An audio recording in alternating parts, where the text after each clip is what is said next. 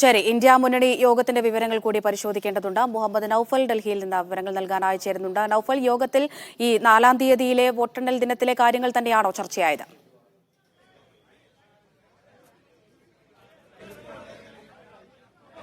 വോട്ടെണ്ണൽ ദിനത്തിലെ കാര്യങ്ങൾ ആണ് പ്രധാനമായും ചർച്ച ചെയ്തത്. അതോടൊപ്പം തന്നെ നിലവിൽ ഇതുവരെ നടന്ന, അതായത് ഏറ്റവും അവസാനം നടന്ന ഘട്ടത്തിലെ അടക്കമുള്ള തെരഞ്ഞെടുപ്പിന്റെ കാര്യങ്ങളെല്ലാം തന്നെ ഇവിടെ ചർച്ച ചെയ്തു. എത്രത്തോളം വോട്ട് ലഭിക്കും, എത്രത്തോളം സീറ്റ് ലഭിക്കും എന്നതിനെ കുറിച്ചുള്ള വിശദമായ ചർച്ചയും നടന്നു.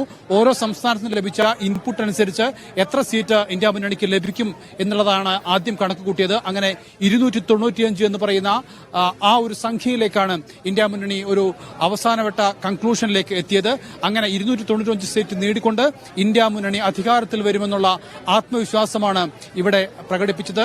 ഇവിടെ ഇന്ത്യ മുന്നണിയുടെ ഏറ്റവും പ്രമുഖ നേതാക്കൾ എല്ലാവരും തന്നെ യോഗത്തിന് എത്തിയിരിക്കുന്നു.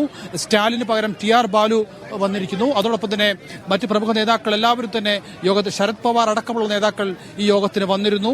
അത് മമതാ ബാനർജി യോഗത്തിന് എത്താൻ കഴിയില്ല എന്ന് അറിയിക്കുകയും ചെയ്തിരുന്നു. ഏതായാലും വിശദമായ ചർച്ച 2 മണിക്കൂറോളം, 1.5 മണിക്കൂറോളം നീണ്ട ചർച്ച നടക്കുകയുണ്ടായി.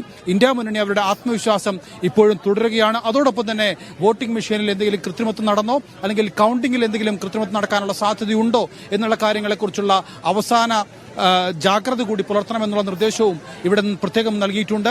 അവസാനം വിജയിച്ചു റിസൾട്ടിന്റെ സർട്ടിഫിക്കറ്റ് ലഭിക്കുന്നതുവരെ കൌണ്ടിംഗ് ഏജന്റുമാർ ഈ കൌണ്ടിംഗ് ഹാളിൽ തുടരണമെന്നുള്ള നിർദ്ദേശവും പ്രത്യേകമായി ഇന്നത്തെ യോഗം നൽകുകയും ചെയ്യുന്നു. ശരി, മുഹമ്മദ് നൌഫലാണ് ഡൽഹിയിൽ നിന്ന് വിവരങ്ങൾ നൽകിയത്. എണ്ണിപ്പറയും ഓരോ വോട്ടും. June 4 media 1-നൊപ്പം.